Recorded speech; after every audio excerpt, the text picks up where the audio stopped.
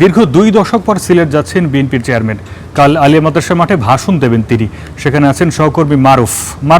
আজ রাতেই তো তারেক রহমানের মাজার জিয়ারতের কথা, সে বিষয়ে কিছু জানতে পেরেছেন কি? আজ রাত ঢাকা থেকে আজ রাত 8:14 তারেক রহমানকে বহনকারী বিমান দিয়ে উনি রওনা দিবেন। সিলেট থেকে ঢাকা থেকে সিলেটে আসবেন।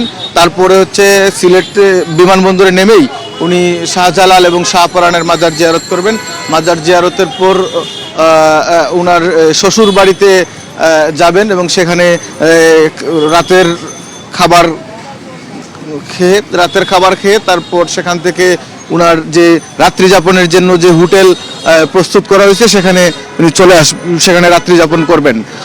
এছাড়া উনার আগমন উপলক্ষে আলিয়া মাদ্রাসা মাঠ এখনো ইতিমধ্যেই নেতাকর্মীদের উপস্থিতিতে অনেকটা ভরপুর হয়ে গেছে এবং সব ধরনের প্রস্তুতি আইন শৃঙ্খলা বাহিনী এবং বিএনপির পক্ষ থেকে সব ধরনের প্রস্তুতি নেওয়া হয়েছে এবং তারা ইতিমধ্যেই পুলিশ এবং বিএনপির নেতারা দফায় দফায় আলিয়া মাদ্রাসার মাঠ পরিদর্শন করেছেন।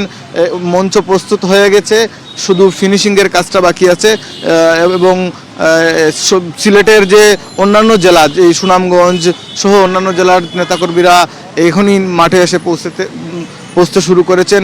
ইতিমধ্যে সুনামগঞ্জ থেকে অনেক নেতাকর্মীরা মাঠে এসে জড়ো হয়েছেন এবং সিলেটের অন্যান্য উপজেলা থেকে, যে শহর থেকে দূরবর্তী উপজেলা, যেহেতু প্রোগ্রামটি সকাল 10টার দিকে হওয়ার কথা, সেই জন্য তারা রাতেই এসে পৌঁছাবেন। এই জন্য এই নেতাকর্মীদের জন্য রাত্রি যাপনের জন্য সামিয়ানা টাঙিয়ে ব্যবস্থা করা হয়েছে এবং সেখানে তাদের রাতের খাবারেরও ব্যবস্থা করা হবে। এছাড়াও সিলেটের বিভিন্ন হোটেল এবং কমিউনিটি সেন্টারে নেতাকর্মীরা অবস্থান করছেন এবং কমিউনিটি সেন্টারে নেতাকর্মীদের জন্য খাবারের ব্যবস্থা করা হয়েছে। এছাড়া সিলেটের সর্বত্রই একটি আমেজ বিরাজ করতেছে। এছাড়া সিলেটের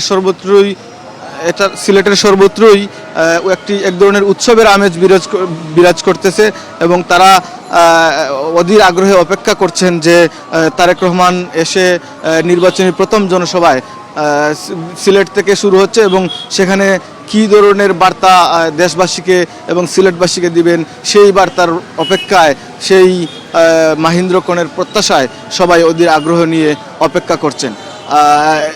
ওনার আগমনের ওনাকে বরণ করার জন্য, তারেক রহমানকে বরণ করার জন্য সিলেটের যে দক্ষিণ সুরমার বিরাহিমপুর গ্রাম, ওনার শ্বশুরবাড়ি, সেখানেও সব ধরনের প্রস্তুতি নেওয়া হয়েছে এবং ওনার জন্য বিরাহিমপুর শ্বশুরবাড়ির লোকজন অধীর আগ্রহে অপেক্ষা করছে। এই ছিল আমার কাছে সিলেট থেকে সর্বশেষ। ধন্যবাদ মারুফ।